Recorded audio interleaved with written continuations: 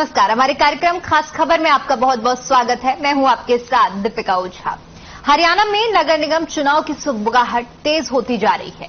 अब नगर निगम चुनाव का इंतजार खत्म हो गया है। गुरुग्राम से विधायक सुधीर सिंगला का बयान सामने आया है, जिसमें उन्होंने कहा है कि सितंबर अक्टूबर के बाद निगम चुनाव होंगे।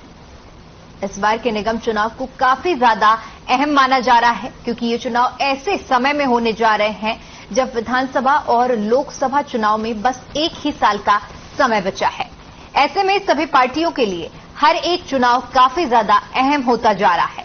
जहां बीजेपी जेजेपी अपने विकास कार्यों के जरिए जनता के बीच जाने की कोशिश कर रही है, तो वहीं कांग्रेस और इनेलो अपनी यात्राओं के जरिए जनता तक अपनी बात पहुंचा रही है। अब देखने वाली बात यह होगी कि नगर निगम के चुनाव होते जा रहे हैं और उसके जो नतीजे सामने आते हैं वो आने वाले समय में विधानसभा और लोकसभा चुनाव पर क्या असर छोड़ते हैं।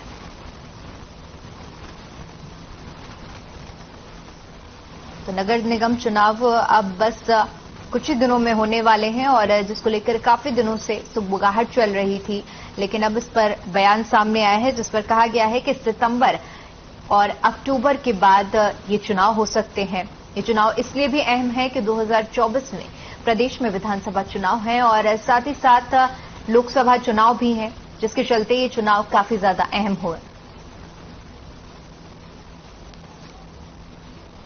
वहीं इसी मुद्दे पर चर्चा करने के लिए हमारे साथ मेहमानों का खास पैनल जुड़ा हुआ है, जिनसे मैं आपका परिचय करवा देती हूं। बीजेपी प्रवक्ता सत्यव्रत शास्त्री जी हमारे साथ जुड़े हुए हैं, बजरंग दास गर्ग जी हमारे साथ जुड़े हैं जो कि कांग्रेस प्रवक्ता हैं, और ओंकार सिंह जी जुड़े हुए हैं जो कि इनेलो प्रवक्ता हैं। आप सभी का बहुत बहुत स्वागत है। चर्चा की शुरुआत करूंगी सत्यव्रत जी आपसे। नगर निगम चुनाव अब बस कुछ ही दिनों में होने वाले हैं, किस तरह से तैयारी की जा रही है इन चुनाव को लेकर? देखो, चुनाव की तैयारी मैडम दो प्रकार से होती है, प्रशासन स्तर पर, एक पार्टी स्तर पर। पार्टियां अपने स्तर पर अपना काम करती है और प्रशासन अपनी व्यवस्थाओं के लिए लगता है। मुझे लगता है भारतीय जनता पार्टी का, यदि मैं पार्टी के नाते बात करूं तो हम 24 घंटा और 12 माह चुनाव के लिए तैयार रहते हैं। अभी अभी हमने अपने शक्ति केंद्र प्रमुखों का शक्ति केंद्र संगम 1 और 2 के अभियान के नाते किया। पहला 6 लोकसभाओं के शक्ति केंद्र प्रमुख, जिसमें एक शक्ति केंद्र प्रमुख शक्ति केंद्र में मैक्सिमम 5 बूथ होते हैं और दूसरा 4 लोकसभाओं का हिसार में संपन्न हुआ, जिसमें हमने ये तय भी किया कि जो रजिस्टर है वही आए और रजिस्टर का ही हमने डिजिटल एंट्री कार्ड भी बनाया। एंट्री कार्ड से उनकी उपस्थिति भी हुई। जो 2-4-5% कम भी रहे, अनुपस्थित भी रहे, तो उनसे वाजिब कार्ड पूछा गया तो नवरात्रों का या किसी कार्ड इतनी बड़ी संख्या में हो जाता है।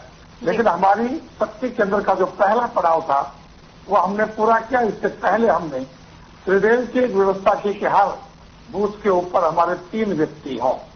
तो 2 रचनाएं हमारे, चाहे जहां चुनाव है वहां या चुनाव नहीं है वहां या चुनाव होने हैं वहां, सब प्रकार की सब व्यवस्थाओं को लेते हुए संगठन को नीचे तक पहुंचाने की प्रक्रिया हमने बूथ लेवल पर पहुंची है। इसलिए अब हमारे लिए चुनाव कब होंगे, कैसे होंगे, ये कोई भारतीय जनता पार्टी के लिए मायने नहीं रखता। सरकार की और प्रशासन की जैसे तैयारियां होंगी, हम तैयार हैं। बिल्कुल। बजरंग दास जी, आपके पास आना चाहूंगी। नगर निगम चुनाव को लेकर कांग्रेस पार्टी किस तरह से तैयारियां कर रही है? कांग्रेस पार्टी पूरी तरह से ये 3 पुलवामा, मानेसर, फरीदाबाद जो चुनाव होने जा रहे हैं उसके लिए पूरी तरह से तैयार है। और मैं दावे के साथ कह सकता हूं, तीनों सीटों पर कांग्रेस पार्टी भारी बहुमत से विजय प्राप्त करेगी। यहां तक कि इस सरकार से शहर की जनता बहुत ज्यादा दुखी है, बहुत ज्यादा नाराज है।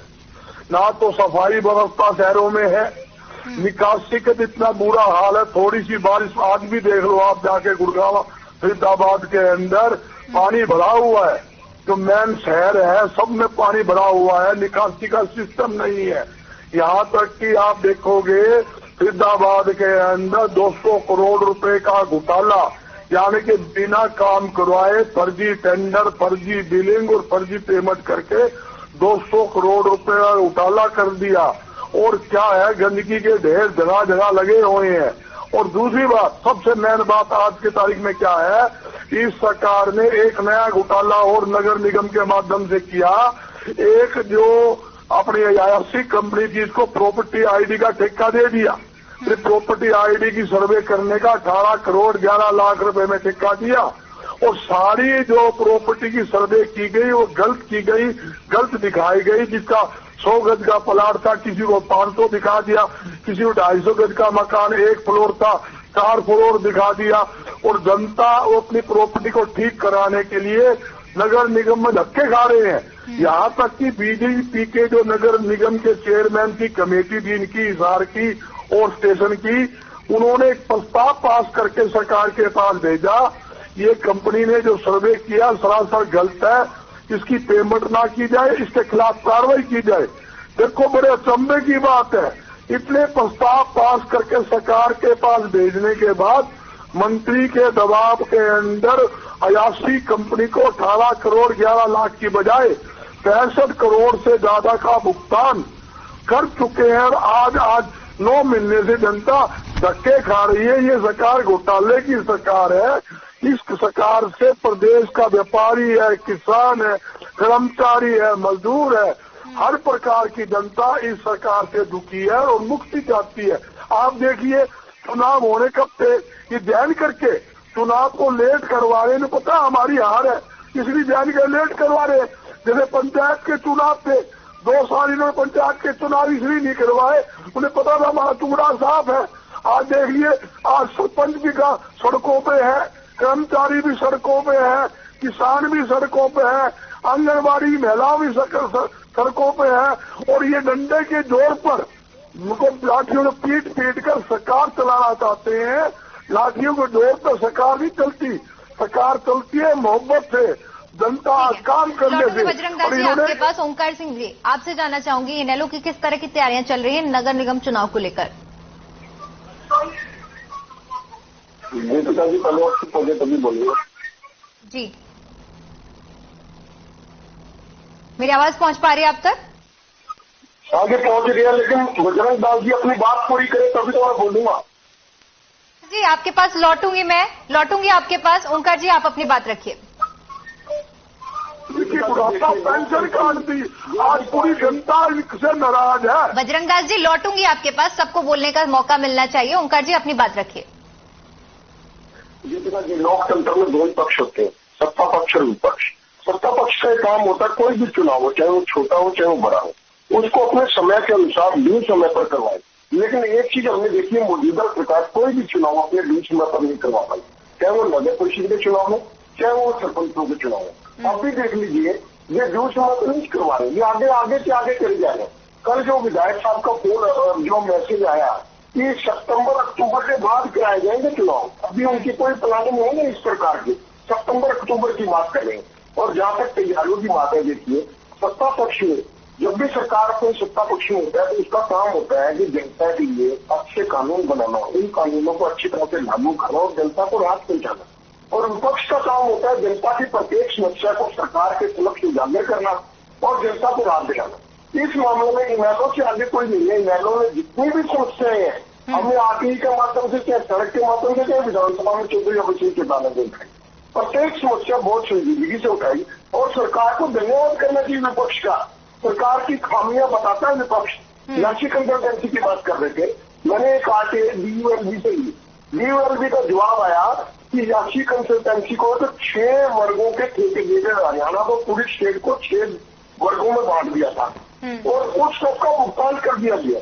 मैंने उसमें एक पॉइंट मुख्य रूप से पूछा था कि क्या याची कंसल्टेंसी के ऊपर कोई कार्रवाई की गई, क्योंकि इसमें सारी प्रॉपर्टी आईडी गलत गई है। 42,70,000 प्रॉपर्टी आईडी मैक्सिमम गलत है। तो मेरे को जवाब मिला DP का जी कि याची कंसल्टेंसी के ठेके में एक प्रावधान है कि कंपनी अगर 5% से अधिक गलतियां करती है तो उसके ऊपर FIR दर्ज होगी, उस पर फाइन लगेगा।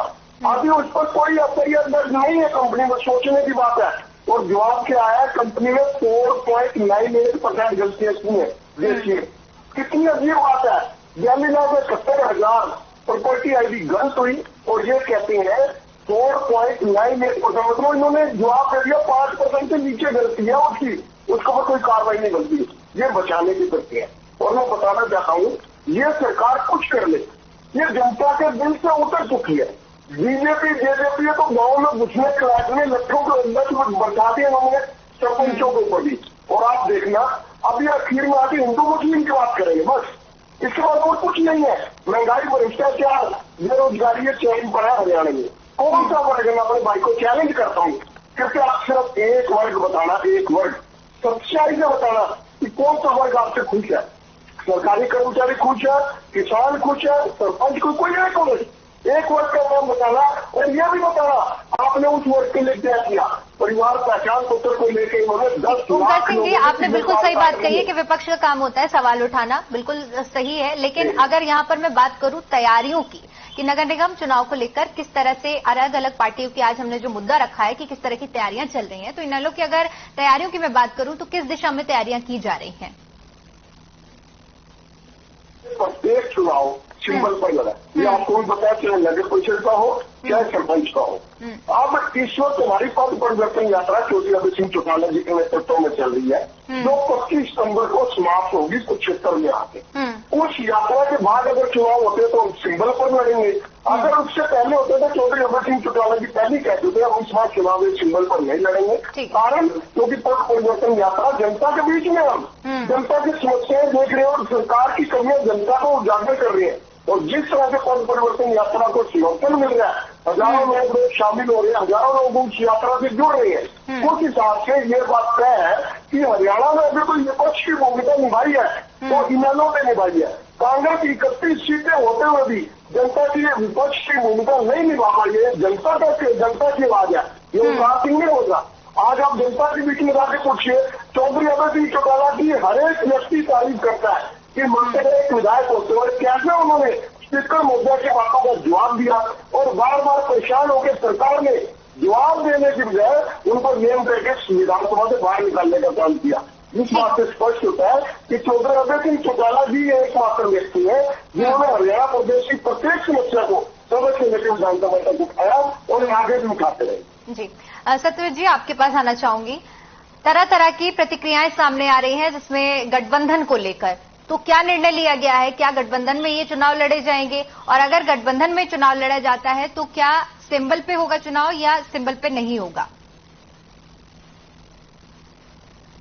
जनता पार्टी ने हमों से निर्णय किया हुआ है कि नगर निगम के चुनाव हम सिंबल पर लड़ते हैं और वो क्रम आगे बढ़ेगा। भारतीय जनता पार्टी पीछे नहीं चलती, आगे धीरे धीरे इनको नीचे तक ले जाने की बात है। मेरे दोनों प्रवक्ता साथी आपके विषय को डाइवर्ट करने में बड़ा कामयाब रहे। उसकी अब जबान तो इन्हीं की है, रोकेंगे तो कौन? आप इनको अवसर दे सकते हैं, बोलेगा कौन? बोलना तो इन्हीं को है। तैयारियों की बात आई, मैंने कहा कि तैयारियां हमने कहां तक की। दोनों कार्यकर्ताओं ने, नेताओं ने, प्रवक्ताओं ने एक भी स्टेप नहीं बताया कि हमारा संगठन वहां तक बन गया। चुनाव संगठन से जीते जाते हैं और संगठन जनता में से करना। जब जनता आपके साथ है नहीं तो संगठन कैसे बनेगा? और जनता साथ हो तो संगठन क्यों नहीं बनेगा? ये तो है तैयारी इनकी।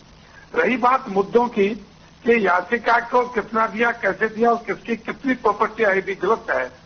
ये आंकड़े जो आप ओंकार सिंह जी बता रहे हैं कि भाई मुझे उत्तर मिला कि 5% से कम है और ये तय था कि 5% से कम होगा तो उनके ऊपर कोई दिक्कत नहीं आएगी और उनके ऊपर आएगा।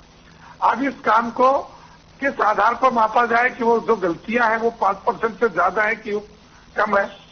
यदि सारी गलत होती है और आपके अनुसार 95% गलत होती तो अब तो व्यवस्था ही खराब हो जाती।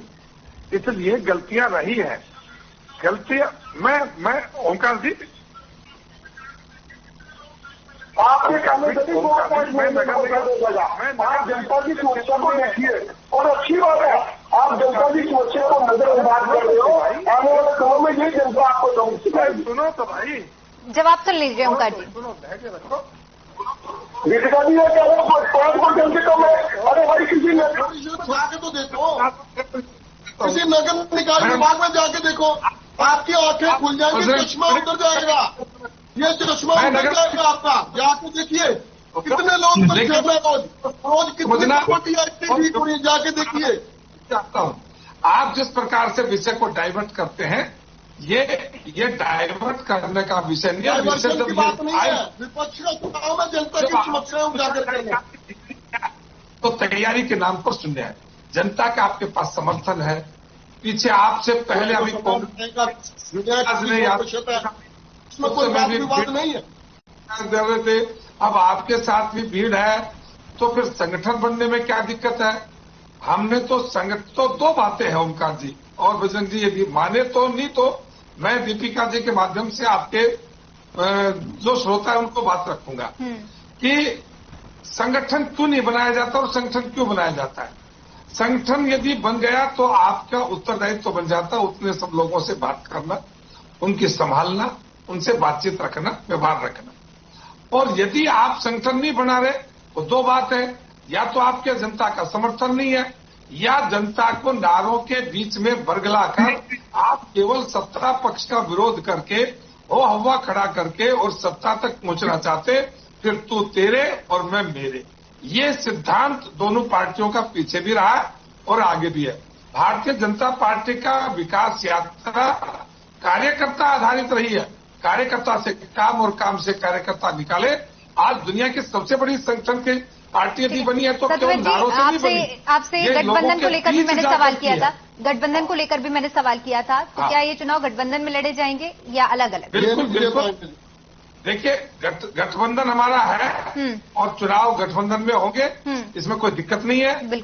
और जब भी ऐसा अवसर आता है तो कयास सब प्रकार के लगते हैं, नेताएं सब अपने अपनी तैयारी करते हैं, लेकिन जो निर्णय हो जाता है उसके ऊपर सब लोग उस पर लग जाते हैं। इसलिए चाहे गठबंधन की बात हो, सिर्फ एक पार्टी विद इन पार्टी अनेक नेताओं की बात हो, भारतीय जनता पार्टी व्यवस्था में विश्वास रखती है और व्यवस्था के आधार पर ही नेता तैयार करती है। बजरंग दास जी में या नारों के बीच ठीक है, लौटूंगी सतवत जी आपके पास। बजरंग दास जी, कांग्रेस पार्टी क्या सिंबल पे अपना चुनाव लड़ेगी या बिना सिंबल के चुनाव लड़ा जाएगा इस बार? दीपक जी, बिल्कुल कांग्रेस पार्टी सिंबल पे चुनाव लड़ेगी। दूसरी बात, मेरे साथी ने कहा हम मिल के चुनाएंगे, इनकी बातों में ही आपके सामने अंतर आ रहा है। और वो इनका प्रदेशाध्यक्ष बोल रहे हैं कि हम 10 की 10 सीट लोकसभा में जीतेंगे और डिप्टी हटाने की बात कर रहे हैं। और वो कह रहे हैं दिग्विजय सिंह जी, हमने अगला मुख्यमंत्री दुष्यंत चौटाला को बनाना है। हमारी पिछली बार 10 सीट आई थी, ये 45 प्लस सीट लेकर आएंगे। अगर ये अलग चुनाव लड़ेंगे 45 प्लस सीट लाएंगे, इसका मतलब भारतीय जनता पार्टी हरियाणा में 0 हो चुकी, उनकी तरफ से शून्य हो चुकी। ये गठबंधन जो है मलाई खाने का गठबंधन है। ये वो पार्टियां हैं, भारतीय जनता पार्टी तो उनको गाल बकती थी है, और ये जेजेपी आनू कहते थे अब की बार यमुना पार, और मलाई खाने वास्ते बन गए दोनों यार। यूं कहते थे ताई गामा से ठेके बंद करा दूंगा, गाम में हत्या करवा दिए। शहर के अंदर होटलों में और रेस्टोरेंटों में बाहर के लाइसेंस चालू करवा दिए, घरों में शराब रखने के लिए लाइसेंस शुरू करवा दिए, ब्याह शादी में दारू पीनी हो उसके लाइसेंस इन्होंने चालू करवा दिए। ये वो लोग है, यूं कहते थे 5100 रुपये हम बुढ़ापा पेंशन कर देंगे। 4 बजट हो गए, 4 बजट में सिर्फ 2750 रुपये इन्होंने और बुढ़ापा पेंशन करी है, सिर्फ 250 में बढ़ाए हैं। 5वां बजट में 250 और बढ़ा देंगे। ये तो वो लोग हैं, यूं कहते थे हमारा राज आ जान दो, 35 रुपये लीटर पेट्रोल देंगे, 100 पार कर दिया।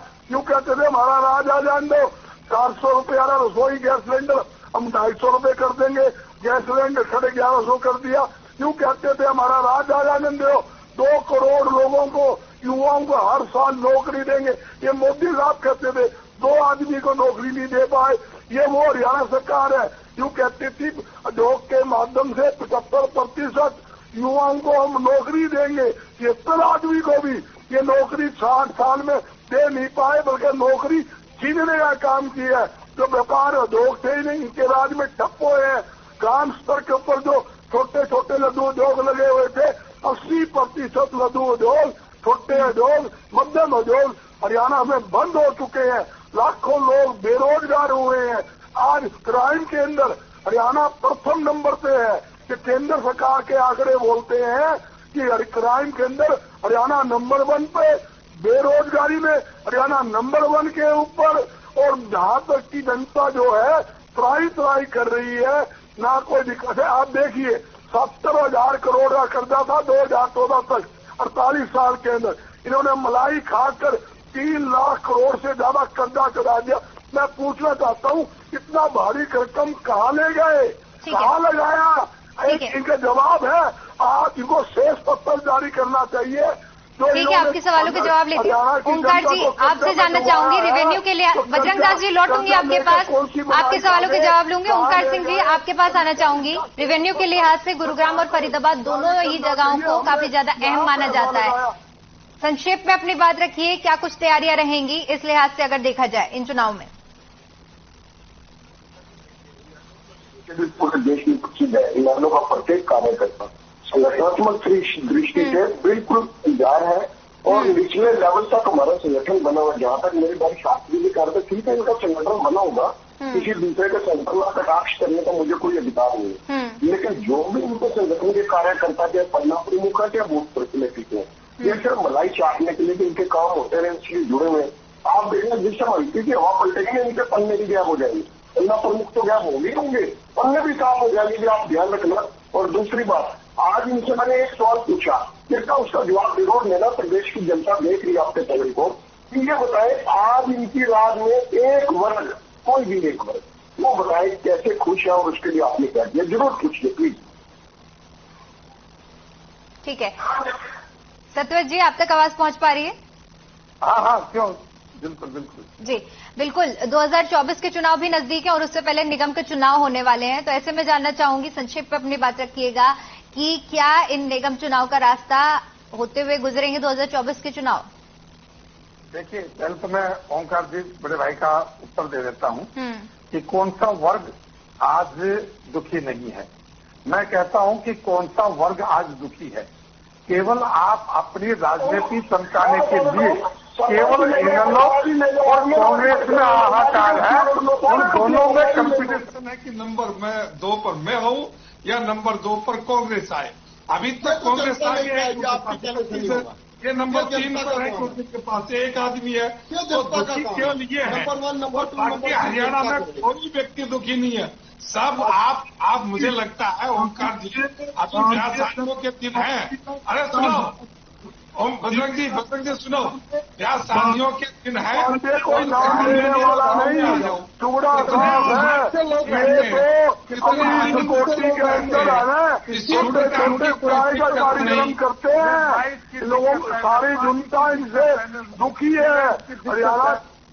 ठीक है, समय का अभाव है इसलिए मुझे चर्चा को यहीं खत्म करना पड़ेगा। तो फिलहाल नगर निगम चुनाव नजदीक आ चुके हैं और इसी को लेकर सभी पार्टियां अपनी अपनी तैयारियों में जुटी हुई है। जहां एक तरफ बीजेपी अपने विकास कार्यों के लेकर जनता के बीच जा रही है, तो वहीं दूसरी तरफ अगर बात कांग्रेस और इनेलो पार्टी की करें तो ये भी अपनी यात्रा को लेकर जनता के बीच जा रही हैं और इन नगर निगम चुनाव के जरिए विधानसभा और लोकसभा के चुनाव को साधने की पूरी कवायद जारी है।